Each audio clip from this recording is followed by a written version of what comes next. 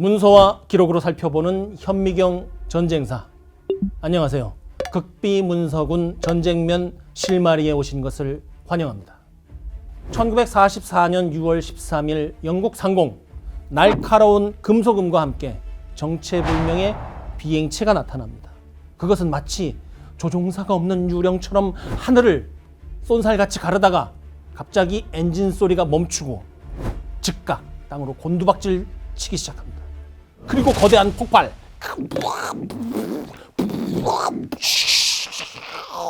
이것이 바로 나치 독일이 개발한 V1 로켓이었습니다. 이 무기는 단순한 신무기인 것만은 아니었습니다.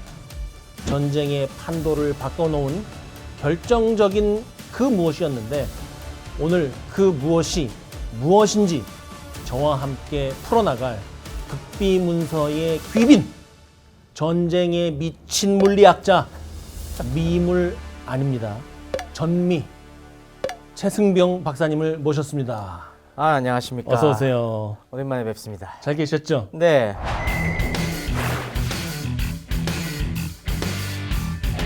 지난번 우리 같이 보낸 시간 굉장히 파급력이 컸습니다. 그렇습니까? 다른 패널들이 조금 더 디테일하고 전문성 있는 내용을 자신도 해야겠다면서 이야, 밤을 새서 공부를 지금 하고 있습니다.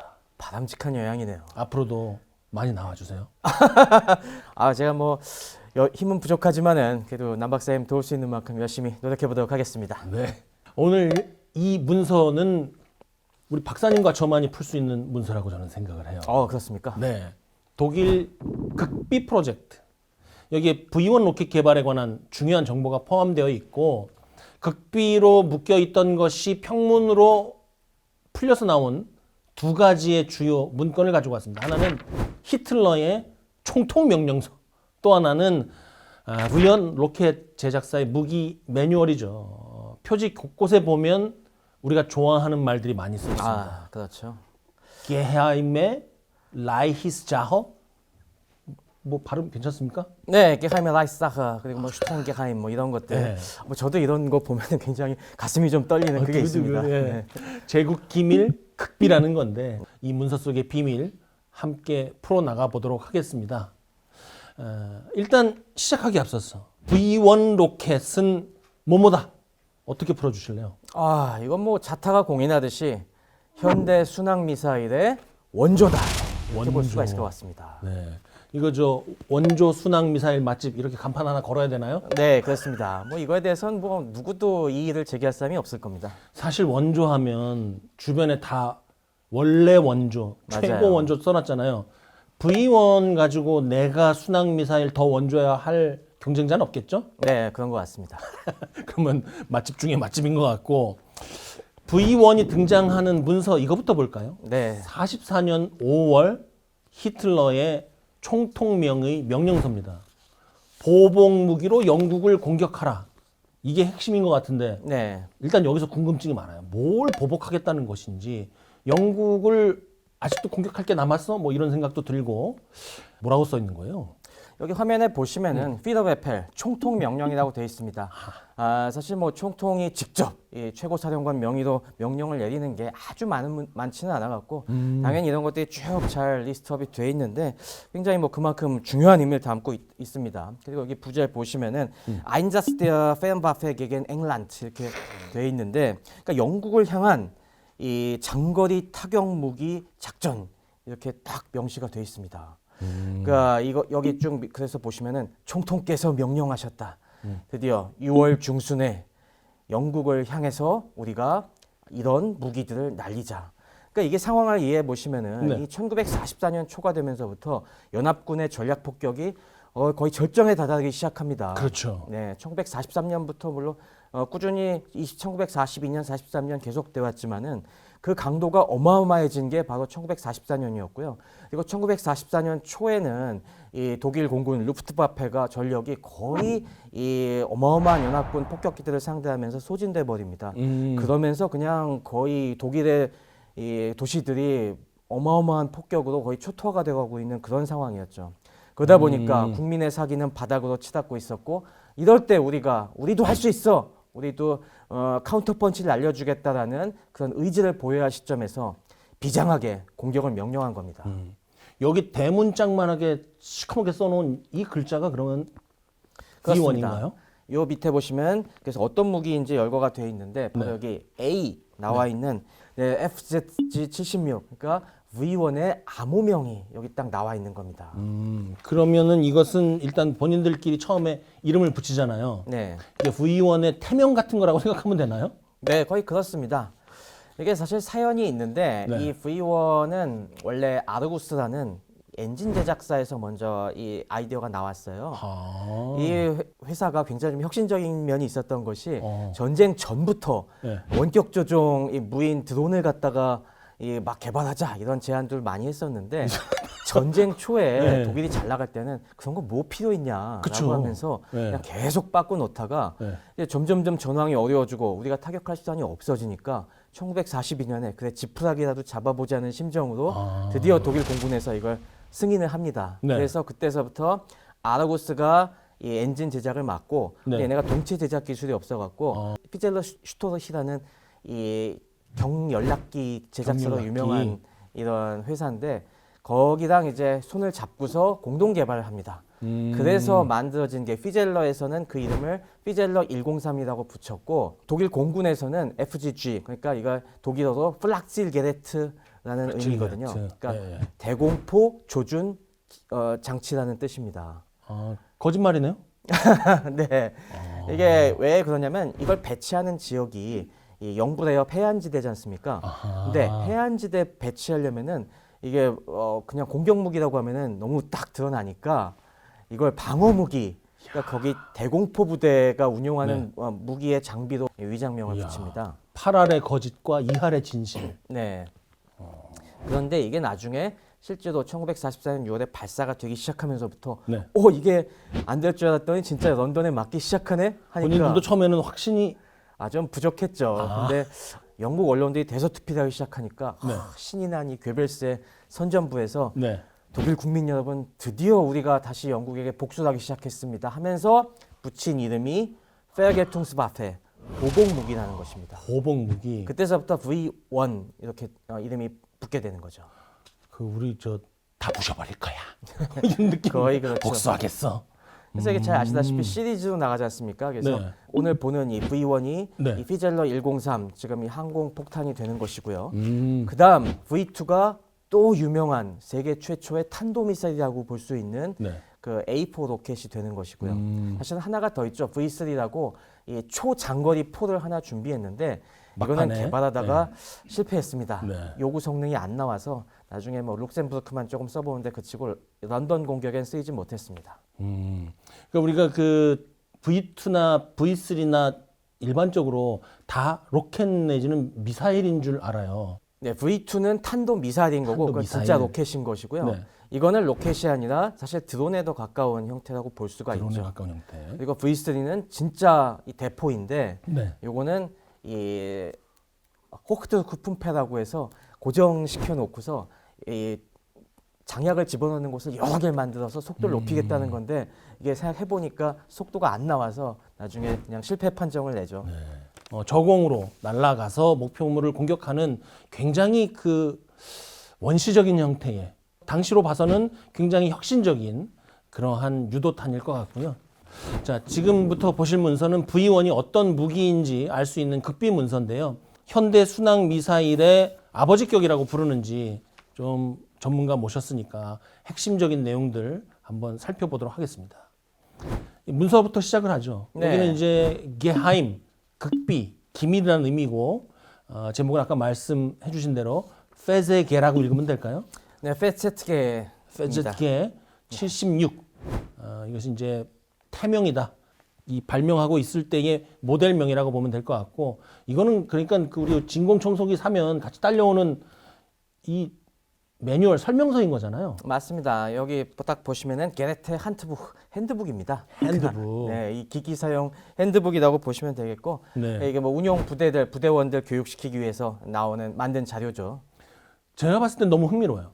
설계 도면 이해하기 쉽게 좀 해놨고 유지 관리 및 사용자 주의사항 이런 것도 그렇죠. 있고 네. 1부 구성, 2부 조종, 3부 엔진, 4부 기폭장치, 5부 기능, 6부 사용 설명서, 7부 테스트 이렇게 돼 있는데 마냥 그 매뉴얼이라고 보기도 어렵고 이 정도면 현대로 봤을 때는 기술 교범 정도 되는 네. 굉장히 높은 수준인 것 같고요. 매뉴얼 있으면 박사님하고 저하고 한 달만 합숙하면 V1 로켓 만들 수 있나요? 한 달은 모르겠는데 만들 수 있습니다. 제가 보기에. 네. 이 V1이 보시면은 네. 크게 기술이 어렵지가 않아요. 굉장히 그래요? 그 당시에 다른 무기 생산하기도 바쁜 시점이어갖고 네. 최소한의 물자와 인력만을 가지고도 만들 수 있는 네. 그런 저렴한 무기를 만들어 보자고 해서 나온 것이기 때문에 이게 이렇게 원리가 어렵지 않습니다. 실제로 여기 V1의 핵심이라고 하면은 네. 요 위에 달려 있는 네. 제트 엔진, 펄스 제트 엔진이라고 볼 수 있을 텐데요. 펄스 제트? 이거는 심지어 외국에서도 보면은 아마추어들이 많이 만듭니다. 저도 그래요? 요만큼은 아니지만은 간단한 거는 만들어 봤어요. 그러세요? 네. 오. 그러니까 펄스 제트는 원리가 뭐 나중에 설명드리겠지만 좀 간단해요. 그래갖고 축소판 버전으로 얼마든지 만들 수 있고 슉슉슉 이렇게 나가는 실제로 뭐 테스트 해볼 수도 있습니다. 약간 무슨 태권브이의 깡통 로봇 느낌인 것 같은데요? 딱 그래요. 딱 깡통 로봇 수준입니다. 이게 보시면은 네. 이 항공기 기체 제작을 어떻게 했냐면은 네.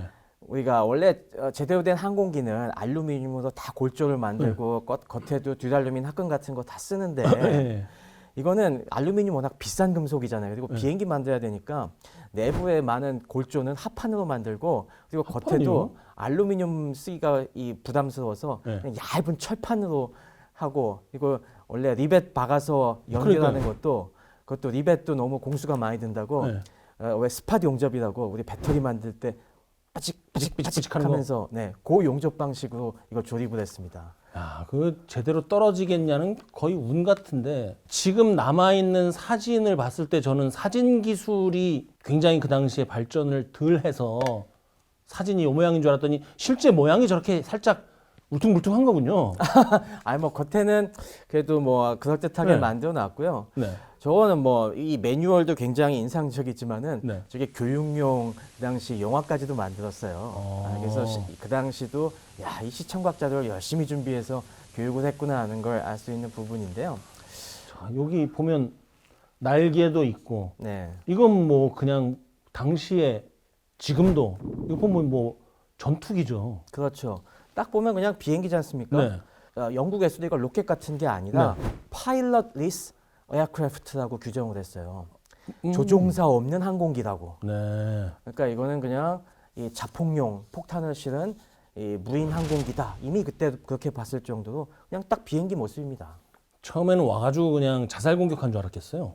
뭐 거의 그런 판단도 했을 수 있는데 네. 이 영국이 이미 사전에 많은 정보를 캐치하고 있었기 때문에 뭐 조종사가 안 탄 거 정도까지는 않았죠. 그 정도 첩보는 살아 있었구나. 역시.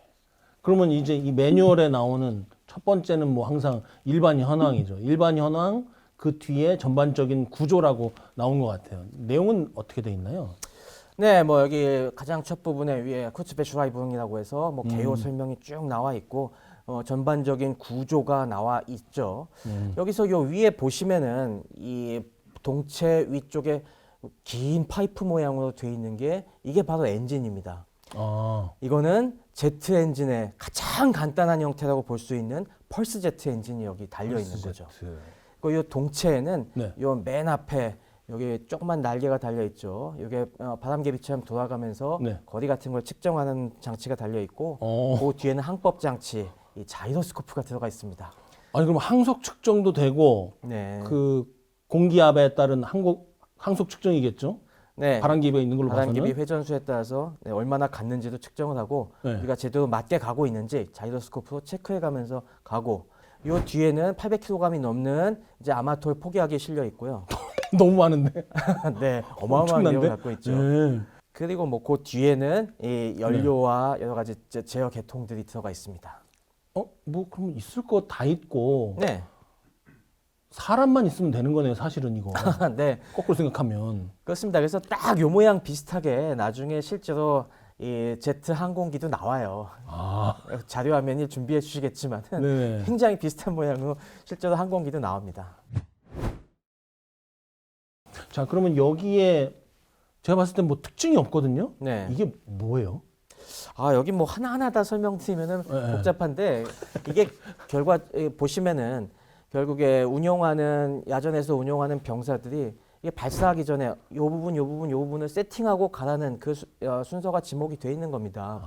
그러니까 여기 보시면은 이 앞에 세팅할 게 많습니다. 처음에 자이로스코프 가동시켜야 되고요. 그다음에 이제 날리기 전에 최후로 신관 세팅도 해야겠죠. 네네. 이게 신관 같은 경우도 이게 하나만 하면은 이게 네. 불발탄이 될 수도 있기 때문에 이게 실제로 떨어져서 그 충격으로 폭발하는 충격 신관도 달려 있고, 그리고 시한 신관도 넣어갖고 네. 이게 자동으로 어느 시간이 지나면은 터지게 만드는 그런 장치까지 다 같이 돼 있습니다. 이런 거 다 하나하나 세팅을 하고 그 다음에 날려보내야 되는 거죠. 그거를 해야 되기 때문에 이렇게 자세하게 매뉴얼을 만들어 놓은 거군요. 그렇죠. 이게 V1 로켓을 쏜다, 폭발한다, 놀란다만 사람들은 생각하지 네. 누가 어떻게 이것을 조정해서 발사한다는 생각을 해본 적이 없는 것 같아요. 아, 네. 오. 이 내용을 보면은 그런 부분에까지 디테일한 걸 알 수가 있죠. 흥미롭다, 흥미롭다. 이건 또 단면도인 것 같아요. 네. 저는 V1 로켓 사진이나 이런 것들을 많이 찾아봤는데 네. 의외로 인터넷에 공개되어 있는 게 의외로 많지가 않아요. 그런데 단면도는 너무너무 흥미로운데 일단 저 동그란 게 네. 그게 뭐예요? 아, 네, 이 단면도를 보시면은 저기 동그란 부분 보이시죠? 저 동그란 통이 연료통이라고 착각하시는 분들도 있는데요. 그건 네. 아닙니다. 저건 압축공기통이에요. 와, 나 연료통이냐고 아는 척할 뻔했네. 연료통은 바로 그 앞에 있습니다. 아, 그 앞에 한 640리터 정도 가솔린이 들어가고요. 예. 이게 제트 엔진으로 이걸 계속 쏴줘야 되기 때문에 저 압축 공기로 계속 압력을 주면서 슉 저 안으로 쏘는 겁니다. 제트 엔진은 사실 날아가면서 공기가 들어오면 터보 엔진 안에서 압축해서 하는데 이거는 그게 안 되니까 압축 공기를 넣어놓은 거예요, 아예? 네, 어느 정도 일정 비율로 계속 연료를 쏴줘야 되기 때문에 이 압축 공기가 저걸 연료를 밀어내는 데도 쓰이고요. 네. 그리고 자이로스코프도 한 번 처음에 시동을 건 다음에도 계속 돌려줘야 되거든요. 근데 이게 저 압축 공기 공압으로 돌아갑니다. 네네. 또 저 방향타 같은 거 제어하는 것도 다 이제 저 압축 공기 압력 공압으로 돌아가는 시스템입니다. 여기도 일부 가려져 있긴 한데 자이로스코프가 보이는 것 같아요. 네, 맨 앞에 있는 건 보이죠? 아니고 네. 요 칸막이 뒤쪽에 있는 저거죠? 그렇죠. 네, 여기 동그랗게 보이는 그거죠. 우리 어릴 때 저 우주팽이라고 그렇습니다. 실로 돌려갖고 손 위에 올려놓으면 균형 잡는 거 맞습니다. 그것도 사실 굉장히 수준 높은 자이로스코프죠. 너무 정확해 보이진 않던데. 뭐 나 그거 이해하는 것도 쉽지가 않습니다. 그것도 물론 자이로스코프가 아주 정교하게 만들면 굉장히 비싼 물건이긴 한데, 뭐 그것도 사실 우리가 재밌는 물리 원리들 많이 파헤칠 수가 있는 아주 좋은 도구죠. 비싼 거구나. 원래 그거 어렸을 때 150원 줬던 것 같은데. 네, 그래서 그거는 좀 있으면 금방 틀어지고 넘어지고 하는데, 네. 진짜 정교한 자이로스코프는 하나 만드는데 저 당시 가격으로도 한 몇 천만 원 수준의 이런 제작비를 요구했습니다. 굉장히 흥미롭고요. 지금 펄스 제트 얘기, 엔진, 연료, 압축 공기, 자이로스코프, 거리 측정용 프로펠러, 뭐 이거 밀리터리를 사랑하는 분들이 정말 너무너무 좋아할 만한 얘기가 많이 나오고 있는 것 같아요. 여기서 아무래도 V1 엔진을 엔지니어로서 물리학자로서 가장 관심이 있어 하는 부분. 그렇습니다. 아무래도 이 V1의 핵심 중에 핵심이 바로 이 엔진입니다. 네. 이게 제트 엔진 중에서 아까 펄스 엔진이라고 했는데요. 네, 펄스 엔진. 가장 간단한 형태의 제트 엔진인데 네. 이게 어떻게 이런 걸 생각했을까 굉장히 기발합니다. 그래요? 그 원리가. 오. 뭐 간단하게 설명을 드리면은 여기도 보시지만은 이게 그냥 파이프처럼 생겼어요. 그리고 네. 우리 일반적인 요즘 보는 터보 제트나 터보팬 엔진보다 되게 간단해요. 전 조준경인 줄 알았어요, 저거. 네, 그렇잖아요. 그렇게 생겼잖아요. 그러게요. 요즘 터보팬이나 터보제트 엔진은 네. 여기 앞에 여러 가지 블레이드 날개가 있어갖고 그걸로 그 촘촘한 날개로 압축을 해서 뒤에 압축 공기를 보내갖고 터트리지 않습니까? 네. 근데 이건 압축기가 아예 없어요. 그런데도 이게 어떻게 터질까라는 생각이 드는데 오. 요 지금 V1 엔진 앞에 보면은 이렇게 우리 블라인드 커튼 같은 게 잠깐만 이건 아니 그냥 저 좀 치워버리고 죄송합니다. 이거 넣어주세요. 죄송합니다. 아닙니다. 죄송합니다. 왜 펜을 집어 던지셨어요. 죄송합니다. 펜을 들고 있었는데 두 손으로 설명하려니까 막 걸리적거리네요. 네. 네. 네, 우리가 요즘 흔히 항공기에서 보시는 터보팬이나 터보제트 엔진 같은 경우는 앞에 날개가 촘촘하게 있지 않습니까? 맞아요. 그래서 그 날개가 막 돌아가면서 공기를 압축해서 뒤쪽으로 압축 공기를 보내주는 그런 원리인데 요거는 그 대신에 요 앞에 블라인드 같은 게 달려 있습니다. 근데 요 뭘까요? 블라인드에서 우리도 블라인드를 접었다 폈다 하잖아요. 네. 근데 요게 중요한 역할을 합니다. 여기서. 네. 이 공기가 바깥에서 안으로 들어올 때는 요 커튼이 탁 열리고 네. 반대로 공기가 안에서 바깥으로 나가려고 하면 이게 자동적으로 닫혀요. 심장 판막이네. 그렇습니다. 그래서 이게 공기가 밖에서 안으로 한 방향으로만 들어올 네. 수 있게 만드는 그런 커튼이라고 생각하시면 됩니다. 이거 이게 신기하다. 네, 이게 굉장히 중요한 게 처음에 우리가 이 쏠 때는 사출기로 해서 슉 날려 보내면은 공기가 쑥 들어오겠죠. 네. 그럼 이 공기 안에다가 요 안에 아까 압축 공기로 밀어주는 개솔린을 분무기처럼 슉 쏴줍니다. 그러면 이 안에 연료가 쫙 퍼지면서 그때 정화 플러그는 팍 불을 붙여줘요. 그러면 뻥 터지죠. 예. 근데 이 뻥 터지는 압력이 사방으로 다 퍼져나가면은 추진이 안 되잖아요. 그렇죠. 그때 이 커튼이 역할을 합니다. 아. 앞쪽으로 나가려는 공기를 탁 막아주면서 그러면 그러면- 뚫려 있으니까 양쪽이. 그렇죠. 그럼 이 제트가 뒤로만 빠져나가겠죠. 어. 그러면 그 반작용으로 비행기가 앞으로 쭉 나가는 거예요. 네. 근데 그 다음이 더 중요한데 네. 그러면 배기가스가 쫙 빠져나가지 않습니까? 그러면은 이 안은 거의 진공 상태가 되겠죠. 그럼 식으면서 다시 바깥의 공기가 슉 밀려들게 됩니다. 그러면은 이 앞에 있던 커튼이 싹 그땐 열리는 거죠. 오. 그럼 앞으로 바깥에 신선한 공기들이 다시 산소가 쫙 들어오면서 다시 분무기로 인해서 연료랑 섞이고 그 다음이 또 중요한데 네. 아까 그냥 바깥으로 제트가 쫙 빠져나가는데 거기서 네. 다 빠져나간 게 아니에요. 어, 약간은 남겨놓는 거요? 아니 이게 완전히 빠져나가진 않고 어. 약간의 그 뜨거운 이 불붙은 기체들이 다시 역류해서 들어오면서 어. 백드리프트가 되면서 네. 이게 다시 들어와서 또 뻥 터집니다. 야. 그러니까 이게 결과적으로 어떻게 되겠어요? 이게 사이클이 돌면은 뻥 터졌다가 슉 빠져나갔다가 다시 들어왔다 뻥 터지고 그러니까 이게 펄스 형태로 우리 심장 뛰듯이 퐁퐁퐁퐁퐁 그 이렇게 펄스가 뛰는 그 겁니다. 펄스군요. 그렇습니다. 잘못 이해하면 무슨 전자기파가 적용이 되나?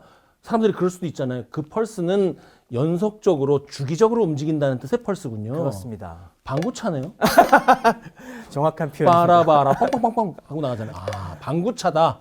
네. 그래서 이게 한 1분에 네. 뭐 45에서 50회 사이 정도로 이게 자동적으로 퐁퐁퐁퐁 터집니다. 대단하다.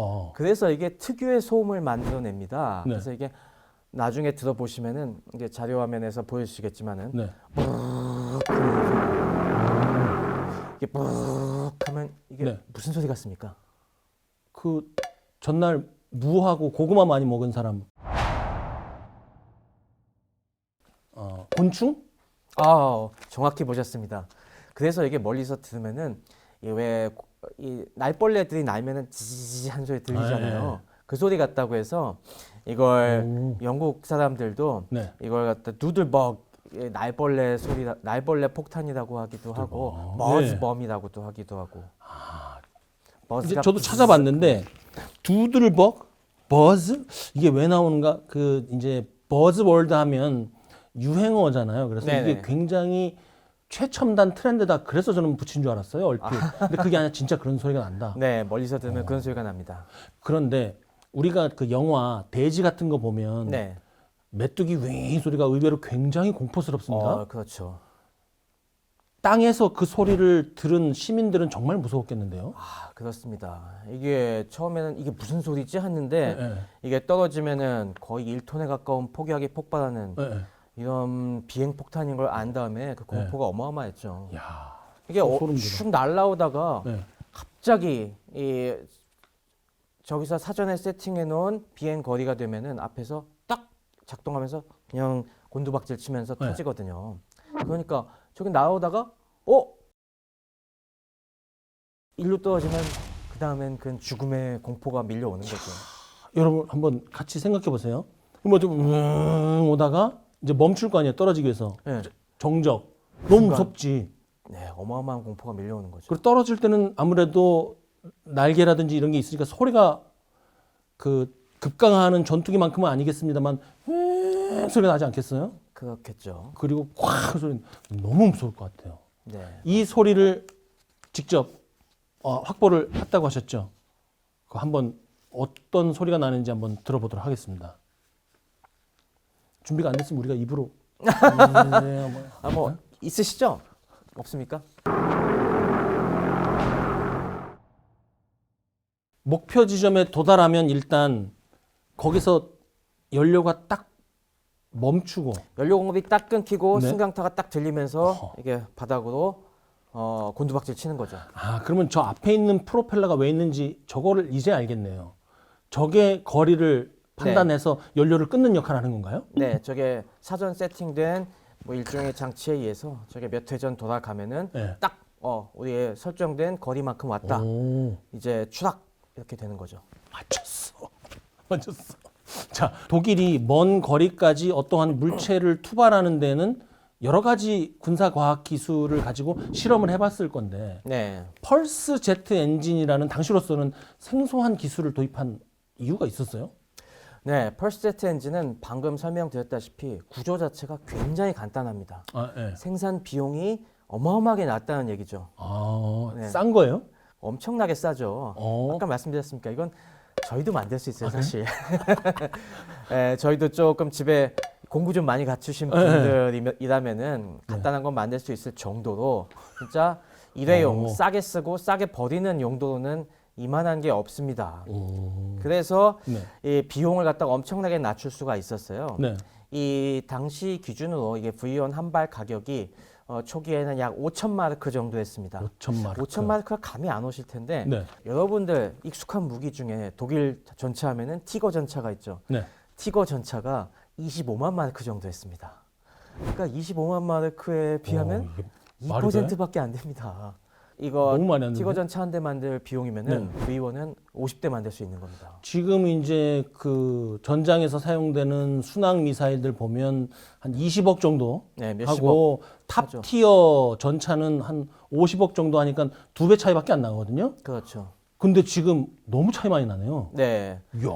그리고 뭐 판터 전차가 뭐 약 한 12만 마르크 정도, 4호 전차가 한 뭐 10만에서 11만 마르크 정도 했고요. 그리고 나중에 개발된 이제 V2 로켓도 네. 12만 마르크 정도 했는데 네. 그에 비하면 훨씬 저렴했고 항공기랑 비교해도 이게 폭격기랑 비교하면은 독일이 많이 쓰는 대체로 이 쌍발 폭격기들이 대체로 한 24만에서 25만 이것도 역시 티거급 정도 야. 가격이었기 때문에 뭐 한 2% 정도, 2%에서 5% 정도의 가격에 쉽게 생산할 수가 있었죠. 괴링이 미쳐 날뛰지 않을 수 없었겠네요. 네, 이렇게 이 가성비 좋은 무기다니 하면서 네. 상당한 이거 그래. 그래서 당시에 1943년 중순에 네. 이거 한 달에 우리 5천 발씩 생산해서 어마어마하게 날려보내자 그런 괴링이 이 얘기를 했는데 뭐 달고나야 뭐야 막 뽑아내네 그냥. 근데 뭐 실질적으로는 한 달에 가장 많이 생산했을 때가 한 2,800대 그 정도였고 그것도 대단하네요. 네, 그래서 전쟁 말기에 그 물자가 부족하는 상황에서도 대략 1945년 초까지 월 2,000대 정도 생산할 수 있을 정도로 이게 생산성이 굉장히 좋았습니다. 한국 사람 빨리빨리, 독일 사람 싸게. 전시에 한 번 쓰고 버릴 거 어차피 싸게 만들어서 뭐 효과만 좋으면 장땡이다 뭐 이랬던 것 같은데 펄스제트 엔진으로 추진했을 때 이 거리 얘기도 지금 나왔고 항로 얘기도 나왔는데 네. 조금 더 자세한 설명 한번 부탁드릴게요. 네, 이 기본적으로 항로를 세팅하기 위해서는 우리가 발사 지점부터 목표 런던이라고 한다면 네. 런던의 방향을 정확하게 지시할 수가 있어야 하지 않겠습니까? 직선으로만 가는 거죠? 네, 거의 직선으로만 갑니다. 물론 이게 방향을 잡는데 그래서 이 자이로스코프가 들어갑니다. 네네. 아까 말씀드린 우주팽이 네. 그거랑 비슷한 원리로 근데 훨씬 정교한 자이로. 훨씬 정교한. 훨씬 정교하고 우주팽이 처음에 한번 돌려주면 끝이지만은 네. 이건 계속 작동을 해야 되기 때문에 중간중간에 이 아까 얘기한 압축공기 공합으로 계속 이게 돌게 만듭니다. 그래서 이건 굉장히 무거운 팽이라고 보시면 돼요. 그래서 아무리 이 항공기가 움직이더라도 계속 일정한 방향을 가리키는 그렇죠. 관성에 이렇게, 의해서. 이렇게. 네. 네. 그래서 그걸 보고서 일단 이걸 발사하기 전에 이 자이로스코프부터 돌립니다. 그래서 런던 방향으로 딱 맞춰놓고 이 자이로스코프를 돌리고 그 상태에서 이제 점화할 때는 이 사출기에서 네. 이 압축 공기의 힘으로 쏩니다. 네. 처음에 제트 엔진이 작동하기 위해서라도 속도를 내야 되기 때문에 약 시속 한 200-300km 정도로 이게 압축 공기를 통해서 쏴 올리면은 네. 그 다음에 엔진이 작동하면서 가다가 이제 착 커브를 돌고 런던 방향으로 방향을 잡습니다. 지금 저기 보이는 매뉴얼의 그림이 그겁니다. 지금 요 나와 있는 게 그 매뉴얼이군요. 그러니까 바로 그냥 쭉 하고 나가는 게 아니라 일단 추진력을 한번 얻어서 네. 네네. 사출기에서 추진력을 얻어서 올라간 다음에 한번 딱 커브를 틀면서 런던 방향으로 잡고 그 다음부터는 약 고도 4,500피트를 유지하면서 쭉 가는 거죠. 그러면서 앞에 달린 프로펠러로 계속 지금 얼마만큼 갔는지 그 거리를 재면서 요 고도 유지할 땐 당연히 기압계 같은 걸 보면서 고도를 유지하고요. 그러다가 설정된 거리만큼 딱 갔으면 사전에 세팅한 런던까지의 거리에 도달했으면은 거기서부터 이 연료 공급을 끊고 탁 낙하해서 터지는 겁니다. 지금 여기에 보시면 이 매뉴얼에 5페이지 그리고 7페이지에 연속해서 내용이 나오는 것 같고 이 V1 로켓 실제로 기대한 만큼 유용했습니까? 기대 수준이 사실 문제일 텐데 기대 수준. 영국 사람들에게 단순한 공포를 불러일으키는 네. 테러 무기로서 효과가 괜찮았습니다. 음. 아까 뭐 잘 얘기해 주신 것처럼 네. 이걸 두들겨 맞기 시작하면서 또 이게 몇 번 큰 사건이 일어나요. 네. 이 교회에서 다 예배 보고 있는데 갑자기 그 교회에 떨어져 갖고 많은 사람들이 죽기도 하고 오 마이 갓. 네. 여러 가지 이런 좀 안타까운 사건들이 벌어지면서 언제 어떻게 떨어질지 모르는 폭탄에 대한 공포가 국민들에게 많이 퍼져나갔고요. 네. 그런 면에서 성공했다 볼 수 있는데 네. 이게 효율은 기대 이하였습니다. 기대 이하라고 해도 우리가 통상 한 못해도 반 정도 하면 잘했다고 칭찬해 주지 않나요? 아, 근데 이게 좀 처참한 순위였습니다. 이게 당시 영국에 1,386발을 쐈다고 얘기가 되는데 그래요? 그 네. 통계가 영국에서 다 정리해 놓은 게 있습니다. 네. 그 중에 27%가 발사 직후에 그대로 떨어져서 그냥 불시착하면서 그러니까 발사 성공률이 73%밖에 안 됐고요, 일단. 그리고 날아오는 도중에 네. 이게 속도가 그 당시 프로펠러 전투기 정도 속도밖에 안 됐기 때문에 네. 그 당시 대공포나 전투기들이 충분히 격추가 가능했어요. 이거 두 개 다 이해하기 쉽지 않을 것 같아요. 왜냐하면 발사 성공률에서 벌써 한 30%가 까진다? 그것도 이해가 안 될 것 같고 이게 말하자면 로켓, 미사일이잖아요. 미사일이 중간에 격추가 몽창 돼버려? 이거 설명이 좀 필요할 것 같은데요. 네. 이게 아까 얘기한 것처럼 워낙 생산성만 중시하고 비숙련 노동자들이 급조해서 만든 거다 보니까 네. 여러 가지 불량품도 많이 있었고요. 그리고 이게 네. 아까 엔진 자체가 간단하다 보니까 신뢰성이 낮았어요. 처음에 이게 잘못 점화가 되면은 네. 그 다음에 계속 퐁퐁퐁퐁 터지질 못하고 네. 엔진이 피 꺼져버리는 수도 생기는 거죠. 네. 이러면서 이미 제대로 날아가기 전에 27%가 떨어지는 거고 속도가 낮다 보니까 네. 속도가 이게 그 당시 순항 속도가 620km 정도밖에 안 됐습니다. 시속 625km 정도. 미사일 치고는 이게 뭐 KTX 이거보단 빠르지만 당연히 빠르지만 네. 미사일 치고는 조금 맞습니다. 네. 그 당시 뭐 최신의 프로펠러 전투기들이 시속 한 650에서 700km 정도 낼 수가 있었으니까 맞아요. 충분히 쫓아갈 맞아요. 수가 있었죠. 네.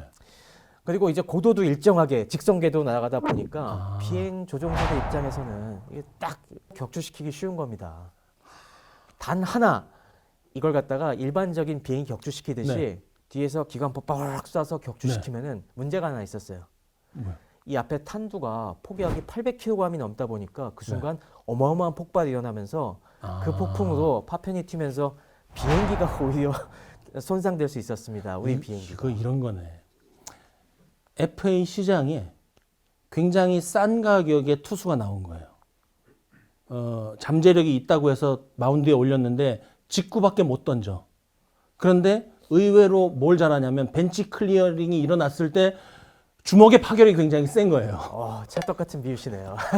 이게 아닐까. 네. 그러면 그 폭발력과 비산력이 있으면 전투기 한 대 떨어지는 게 훨씬 더 큰 손해잖아요. 그렇죠. 실제로 그런 식으로 이 피해 입어서 떨어진 전투기도 있을 정도여서 네. 나중에는 이 전투기 조종사들이 그냥 옆에 딱 붙은 다음에 이 날개 끝으로 이 V1의 날개를 툭 쳐주는 방식으로 격추시키기도 합니다. 그러면 이게 스핀이 먹어갖고 막 뱅글뱅글 돌면서 그대로 땅으로 추락하거든요. 우리 제작진이 그 당시에 V1 로켓의 스핀을 먹이는 1차 세계대전 때의 공군 조종사 그 음성 파일을 확보를 했어요. 같이 들어보시겠습니다. 으차, 으차, 으차. 아, 지금 이게 뭐냐면 옆에 붙어가지고 옆으로 살짝 돌면서 치는 소리입니다. 으차 소리 났죠 지금. 제작진이 확보한 음성이고요. 지금까지 들은 얘기 중에 이거는 나 최승병만이 해줄 수 있는 얘기다 싶으실 게 더 많을 것 같아요. 아, 네. 그래서 결과적으로 이게 성공률을 보면은 네. 그래서 런던 부근에라도 어쨌건 맞은 거는 23%밖에 안 됩니다. 인명 손실이 대략 한 영국에서 21,500명의 사상자가 21,500명. 났고 예. 그중에 사망자가 5,500명인데 대부분 민간인이고 실제로 뭐 같이 있는 유인이라든가 군인들이 이 사상자가 난 거는 거의 없었다고 봐야 됩니다. 이것도 뭐 이게 영국 외에도 나중에는 이 처음에 이 영부대협 가까이의 발사 기지들이 1944년 8월이 되면은 연합군이 노르망디 상륙작전 이후에 여기 이제 밀고 들어가서 거기를 다 뺏겨요. 그래서 쏠 데가 없구나. 쏠 때가 지상에서 쏠 때가 없어졌습니다. 네. 그래서 그 다음부터는 영국에 어떻게 쐈냐면은 항공기에서 쐈습니다. 이게 V1을 최초의 지대지 순항 미사일로만 생각하시는 분들도 있는데 네. 공대지로도 가능했어요. 그거 저 우크라이나가 공중에서 미사일 쏜 거 그런 방식으로 쏜 거네요. 네, 그래서 그 당시 하인켈 111 폭격기에서 이 투하해서 쏠 수도 있었는데 이거는 근데 뭐 아무래도 폭격기가 수가 한정이 돼 있다 보니까 많이 못 쏘는 그런 한계들은 있었고요. 네. 그 다음에 뭐 많이 쏜 데가 그래서 벨기에 쪽에 많이 쐈습니다. 벨기에. 벨기에 이제 연합군이 보급 항구를 만들면서 앤트워프나 뭐 리에주, 브뤼셀 같은데 네. 12,000발 넘게 쐈습니다. 아, 그럼 굉장히 의외네요. 네, 그래서 사실은 벨기에가 더 큰 피해를 본 무기였다. 아하. 그런데 이게 효과를 본다면은 결국에서 이게 전략적으로나 전술적으로나 가치가 있었나? 네. 근데 사실 중요한 고가치 표적은 거의 못 맞췄거든요. 그렇죠. 네. 이게 명중률이 우리가 보통 미사일의 로켓의 명중률 따질 때 원형 공산 오차라는 그런 척도를 씁니다. 그러니까 원형 공산 오차가 1km라고 하면은 1km 반경 안에 쏜 미사일의 50%가 떨어진다는 얘기거든요. 네. 근데 이 원형 공산 오차가 계산해 보면은 V1은 거의 12.5km였습니다. 거의 그 시청에서 구리까지인데. 그렇죠. 뭐 서울 시내 전체 50%는 못 맞추는 그런 상황이었고요. 아하. 이게 요즘 토마호크 미사일은 이게 5m밖에 안 되거든요. 더 무서웠을 것 같은데요. 네, 어디로 그러니까 떨어질지 모르니까 진짜 더 장님 무섭지 않나? 폭탄이었습니다. 네, 그런 효과가 있었고 네. 그러다 보니까 이게 여러 가지 그래서 오히려 대전 말기에 네. 소중한 독일의 물자를 낭비한 게 아닌가 그런 평가들도 있습니다. 그렇죠. 무슨 얘기냐면은 이게 1944년 말이 되면은 연합군의 폭격으로 독일의 이 여러 폭약이라든가 이런 연료 생산이 엄청나게 줄어들어요. 네. 1944년 9월 정도가 되면은 독일의 폭약 생산이 한 달에 2만 톤 수준으로 떨어집니다. 원래는 한 30만 톤이었던 게 연료도 그 정도로 떨어져요. 근데 이게 한 달에 2,000발 쏜다고 하면은 폭약도 2,000톤, 연료도 거의 한 1,000몇백 톤을 소모하는 겁니다. 그러니까 당시 독일에게 가용했던 이 폭약과 연료의 거의 10%를 잡아먹는 물건이었다는 겁니다.